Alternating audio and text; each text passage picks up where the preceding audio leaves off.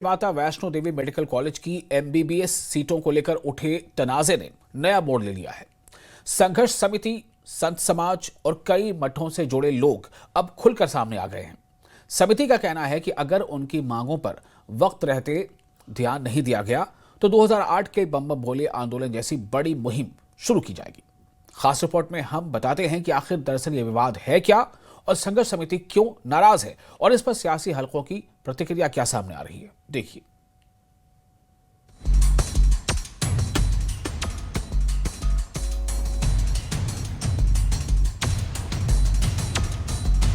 Shri Mata Vaishno Devi medical college में MBBS admission को लेकर विवाद लगातार बढ़ रहा है। संघर्ष समिति का आरोप है कि कॉलेज में अलॉट की गई सीटों को लेकर पारदर्शिता और न्याय संगत प्रक्रिया नहीं अपनाई गई।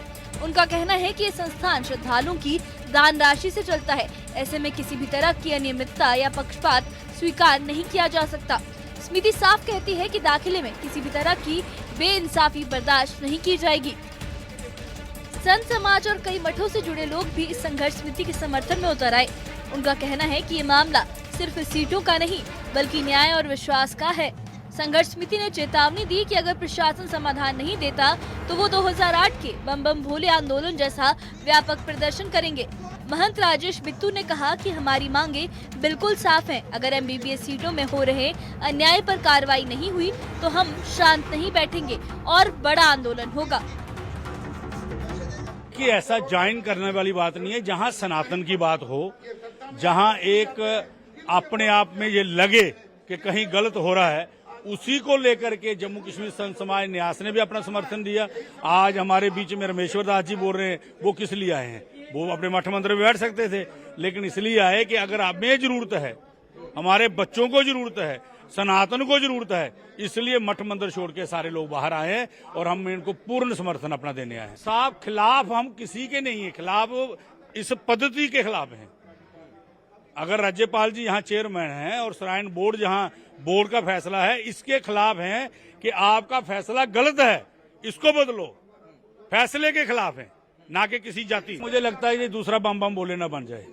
मुझे जो लग रहा है कि कहीं दूसरा आंदोलन ना बने, इसको संभालने के लिए सरकार को पहल करनी चाहिए। इस विवाद की गूंज राजनीतिक गलियारों तक भी पहुंच गई है।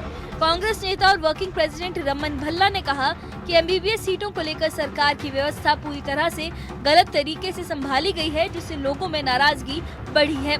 साथ ही उन्होंने सीएम उमर अब्दुल्ला के स्टेटहुड बहाली वाले बयान पर प्रतिक्रिया देते हुए कहा कि ये उनका व्यक्तिगत नजरिया है, जबकि कांग्रेस पार्टी स्पष्ट रूप से पूर्ण राज्य का दर्जा बहाल करने की मांग करती है। संघर्ष समिति है, उसको ये एलजी के सामने या भाजपा के घरों का घेराव करना चाहिए ना। हम लोग पावर में थोड़ी हैं। उनको ये पता होना चाहिए कि हेल्थ मिनिस्टर नड्डा साहब हैं, क्यों चुप रहे? जब असेंबली में आया तो भाजपा के 29 एमएलए चुप क्यों रहे? किसने रोका था? भाई हिंदुओं को सेंटीमेंट को समझते हुए उनको फुल्ली इख्तियारात होना चाहिए, उन्हीं की सारी सीटें देनी चाहिए। किसने रोका उनको? भाजपा की सरकार है ना। तो मैं समझता हूँ संघर्ष समिति वाले लोगों को भाजपा को आड़े हाथों लेना चाहिए कि जिनकी खामोशी, जिनके सोए रहने से आज बवाल यहाँ पे मचा है। अभी देखो, हाल ही में कई ऐसे इश्यूज यहाँ पे आ गए जो आईएएस अफसर, उनका कंट्रोल किसी और के पास है, ट्रांसफर उनको कोई और करता है, चीफ मिनिस्टर के पास वो है नहीं। तो इसलिए वो जो चीफ मिनिस्टर साहब क्या कहते हैं, भाजपा क्या कहती है, हमें उसे कोई लेना देना नहीं है। हमें इन दी लार्जर इंटरेस्ट, हम लोग महागठबंधन में इन दी लार्जर इंटरेस्ट हमें रियासत का दर्जा फौरी तौर पे चाहिए, जिसके लिए जदोजहद हम लोगों ने की। हमने तो जंतर मंतर में जाके भी प्रदर्शन यहाँ पे किया ताकि गूंगी बहरी सरकार को हम जगा पाए। राहुल जी भी वहाँ पे आए, खड़के साहब सारे आए। तो वाज हम जोरदार तरीके से इसको और ज़्यादा सिग्नेचर कैंपेन के माध्यम से भी हम इसको जारी रखेंगे और एग्रेसिव तौर पे, ताकि गूंगी बहरी सरकार को हम जगा सके रियासत का दर्जा लेने के लिए। एक तरफ संघर्ष समिति की तीखी चेतावनी है, दूसरी ओर राजनीतिक प्रतिक्रियाएं माहौल को और गर्म कर रही हैं। मेडिकल कॉलेज में सीटों के आवंटन को लेकर उठे प्रश्न अब प्रशासन, श्रद्धालुओं और राजनीतिक दलों तीनों की जिम्मेदारी और भूमिका पर नई बहस खड़ी कर रही है। संघर्ष समिति ने साफ कहा है कि समाधान ही उनका उद्देश्य है, लेकिन अगर मांगे नहीं मानी गई तो आंदोलन का रास्ता खुला रहेगा। अब निगाहें इस बात पर हैं कि प्रशासन इस विवाद को कितनी गंभीरता से लेता है और समय रहते इसका हल निकलता है या नहीं। Bureau report, news 18।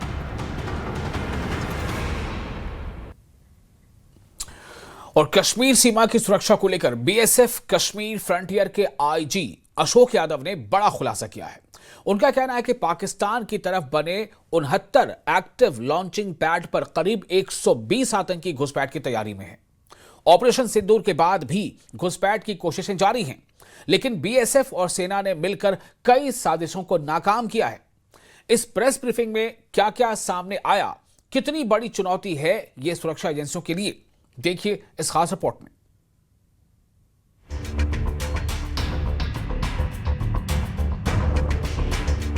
कश्मीर में बीएसएफ की वार्षिक प्रेस ब्रीफिंग हुई, जहां आईजी अशोक यादव ने स्थिति की पूरी तस्वीर रखी। उन्होंने बताया कि पाकिस्तान की तरफ 69 एक्टिव लॉन्चिंग पैड काम कर रहे हैं और इन पर लगभग 120 आतंकी घुसपैठ के लिए तैयार बैठे हैं। आईजी ने कहा कि उनकी यूनिट सभी लॉन्चिंग पैड्स पर लगातार निगरानी रख रही है और 69 के 69 लॉन्चिंग पैड बीएसएफ के रडार पर है। ये खुलासा बताता है कि सीमा पर खतरा वास्तविक है, लेकिन तैयारी भी उतनी ही मजबूत है। Our G unit is keeping a close watch on all the 69 active launching pads along the LOC, where around 100 to 120 terrorists have been waiting to infiltrate. Simultaneously, various training camps of terrorists are also scrutiny of our int wing. जी, घुसपैठ के attempt अभी भी जो हमारी intelligence inputs आ रही है उसमें attempt की कोशिश है। There are observations of recce of forward locations by the terrorists with the help of Pak Army और ISI.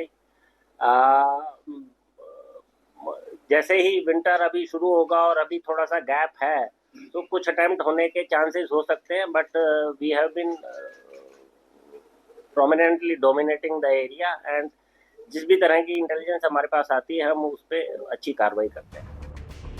आईजी ने बताया कि ऑपरेशन सिंदूर बीएसएफ और सेना का एक बड़ा संयुक्त अभियान था। इस दौरान सीमा पार कई लॉन्चिंग पैड ध्वस्त किए गए और कुछ अहम आतंकी मॉड्यूल भी तोड़े गए। उन्होंने कहा कि ऑपरेशन सिंदूर में कई आतंकी ठिकाने नष्ट हुए हैं और कुछ आतंकियों को मौके पर ही मार गिराया गया। बीएसएफ के मुताबिक इस कार्रवाई में भारी मात्रा में हथियार और गोला बारूद भी जब्त हुआ। ये अभियान घाटी में आतंकी स्ट्रक्चर को कमजोर करने की दिशा में एक अहम कदम माना जा रहा है। Neutralizing some terrorists in North Kashmir and recovering large cache of warlike stores like AK-47 rifle, MP5 rifle, pistols, hand grenades, UBGL grenades, Chinese grenades, MGL, and ammunitions of different caliber. The G branch of BSF has also contributed immensely in providing important operational intelligence on movements and activities of terrorist groups and their cadres. IG Yadav ने बताया कि इस साल 4 बड़ी घुसपैठ की कोशिशें दर्ज की गई, 2 ऑपरेशन सिंदूर से पहले और 2 बाद में। 13 आतंकियों ने घुसपैठ की कोशिश की, लेकिन बीएसएफ और सेना की कार्रवाई में उनमें से 8 को गिराया गया। उन्होंने कहा कि बीएसएफ हर स्थिति के लिए तैयार है और अगर पाकिस्तान की तरफ से किसी भी तरह का मिसएडवेंचर हुआ तो उसका जवाब तुरंत और कड़ा दिया जाएगा। ये बयान सुरक्षा एजेंसियों की सतर्कता और रणनीतिक तैयारी को साफ दिखाता है। ऑपरेशन सिंदूर के बाद 2 अटेम्प्ट और ऑपरेशन सिंदूर से पहले 2 अटेम्प्ट, जिसमें टोटल 13 लोगों ने अटेम्प्ट किया था, जिसमें 8 को न्यूट्रलाइज कर दिया इंडियन आर्मी ने और 5 they were pushed back. First is relating to any change in the modus in infiltration. The infiltration modus has not very drastically changed, except that some of the routes, new routes, they are adopting, and we get intelligence inputs about that, and we are able to cover them along with coordination with Indian Army. IG ने बताया कि अमरनाथ यात्रा के दौरान BSF ने कठिन पहाड़ी इलाकों में सुरक्षा का मोर्चा संभाला। उन्होंने कहा कि बीएसएफ की महिला विंग स्थानीय महिलाओं के साथ मिलकर जमीनी स्तर पर नेटवर्क को तोड़ने का काम कर रही है। आईजी ने ये भी बताया कि सीमा पर कई नए उपकरण और नई रणनीतियां लागू की गई हैं ताकि सुरक्षा को और मजबूत किया जा सके। साल 2025 में बीएसएफ ने स्थानीय लोगों को शामिल कर कई कार्यक्रम किए, जिनमें बीएसएफ और नागरिकों के बीच विश्वास और तालमेल बढ़ा है। यानी बीएसएफ सिर्फ सीमा सुरक्षा ही नहीं बल्कि सामाजिक जुड़ाव को भी प्राथमिकता दे रही है। As part of gender equality and making women of border villages as partners, BSF Kashmir Frontier has taken an important initiative of deploying Mahila troops of BSF on FDLs, forward locations, along the LOC at high altitude, and at 24/7 nakas at choke points on roads approaching from LOC to intercept female couriers and supporters of terrorist outfits smuggling networks. These Mahila Praharis have been able to intercept a female courier of drugs on NC Pass. In addition, our Mahila Prahari have gained confidence of female folks of border villages and have been playing a key role in countering anti-national activities in close coordination with local women. IG Yadav ने white collar terror module पर निगरानी का भी जिक्र किया। उन्होंने कहा कि बीएसएफ और अन्य एजेंसियां ये सुनिश्चित कर रही हैं कि आतंकी संगठनों में कोई नई भर्ती ना हो सके। बीएसएफ की 13 पोस्टें इस निगरानी में सक्रिय भूमिका निभा रही हैं और इनपुट लगातार एजेंसियों के साथ साझा किए जा रहे हैं। आखिर में आईजी ने ये साफ कहा कि 69 लॉन्चिंग पैड बीएसएफ की निगरानी में है और हर घुसपैठ की कोशिश को नाकाम किया जाएगा। कुल मिलाकर सीमा पर खतरा बड़ा है, लेकिन सुरक्षा इंतजाम और तैयारी उससे कहीं ज्यादा मजबूत है। Bureau report, news 18। और डोडा के पहाड़ी इलाकों में भारतीय सेना की एक शानदार पहल की गई। गंडोह में आयोजित की गई क्रिकेट प्रीमियर लीग ने नौजवानों के सपनों को उड़ान दी है। महीने भर से चले इस रोमांचक टूर्नामेंट में 106 लोकल टीमों ने हिस्सा लिया। आइए देखते हैं यह खास रिपोर्ट।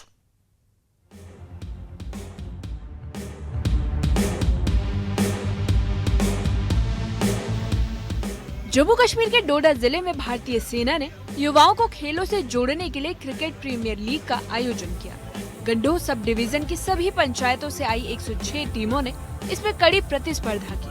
इस पहल का मकसद था स्थानीय प्रतिभाओं को एक ऐसा बड़ा मंच देना जहां वे अपने खेल कौशल को निखार सके और भविष्य में प्रोफेशनल स्तर पर अपनी पहचान बना सके। मैं यही कहना चाहता हूँ, ये बहुत ही बड़ा स्टेप लिया है 26 RR ने, खासकर नौजवानों के लिए। तो काफी एक्साइटेड हैं हम, और ये नौजवानों के लिए एक अच्छा प्लेटफॉर्म है खेलने का। जो इन्होंने अंडर 14 के 4 लड़के, अंडर 19 के 4 लड़के रखे थे 15 के स्क्वाड में, उनके लिए एक ही बेहतरीन प्लेटफॉर्म है उनके लिए। तो काफी खुश हूँ मैं 26 RR की तरफ से। टूर्नामेंट का रोमांच तब चरम पर पहुंच गए जब फाइनल में चांगा वॉरियर्स और यंग हिल्स भलेसा आमने सामने थे। शानदार प्रदर्शन करते हुए चांगा वॉरियर्स ने जीत हासिल की और 21,000 रुपए की ट्रॉफी अपने नाम करी। हम यही कहना चाहते हैं, सबसे पहले तो हम शुक्रिया अदा करते हैं जो इंडियन आर्मी ने हमें यहाँ पे ये काफी अच्छा इवेंट ऑर्गेनाइज किया है। जो पंचायत लेवल पे इवेंट था, इसमें 106 टीम्स ने पार्टिसिपेट किया था। और तो काफी डिसिप्लिन से, ये आपको तो पता ही है जो आर्मी का डेकोरम होता है, काफी अच्छा डेकोरम होता है, काफी डिसिप्लिन टूर्नामेंट हुआ है अभी तक। तो हम दिल की गहराइयों से शुक्रिया अदा करना चाहते हैं इंडियन आर्मी का, जो 24/7 बॉर्डर्स पे हमारी देश की सेवा में रहते हैं। उसके साथ साथ देखिए बच्चों को काफी अच्छा प्लेटफॉर्म, काफी एक्सपोजर दे रहे हैं यहाँ से। 26 RR के commanding officer colonel Mahipal Singh Bhati ने कहा कि इस महीने भर चले क्रिकेट फेस्टिवल की सफलता दर्शाती है कि यहाँ का युवा उज्जवल भविष्य की ओर बढ़ रहा है।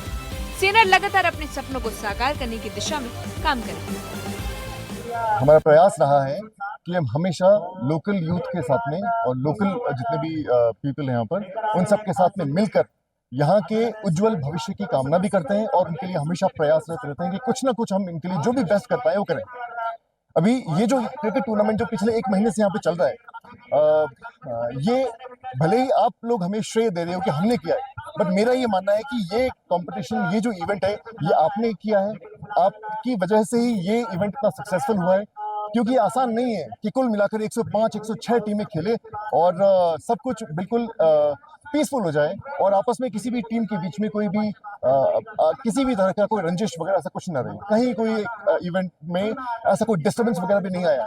So that's why the entire credit of this successful completion of this event goes to the entire youth of Gundoh Bhalessa region. Tournament ने खेल के साथ साथ समुदायों के बीच भी जुड़ाव पैदा किया। परिवार, स्थानीय लोग और युवा बड़ी तादाद में मैच देखने पहुंचे। इससे न सिर्फ खेल को बढ़ावा मिला, बल्कि नशे और गलत संगत से दूर रहने का संदेश भी मिला। गंडोह की घाटियों में क्रिकेट की गूंज सिर्फ खेल का उत्साह नहीं, बल्कि जवानों और युवाओं के बीच विश्वास का संदेश भी है। भारतीय सेना की ये पहल साबित करती है कि जब सपनों को मंच मिले तो दूरियां मायने नहीं रखती। डोडा के एक खिलाड़ी अब बड़े सपने देख रहे हैं।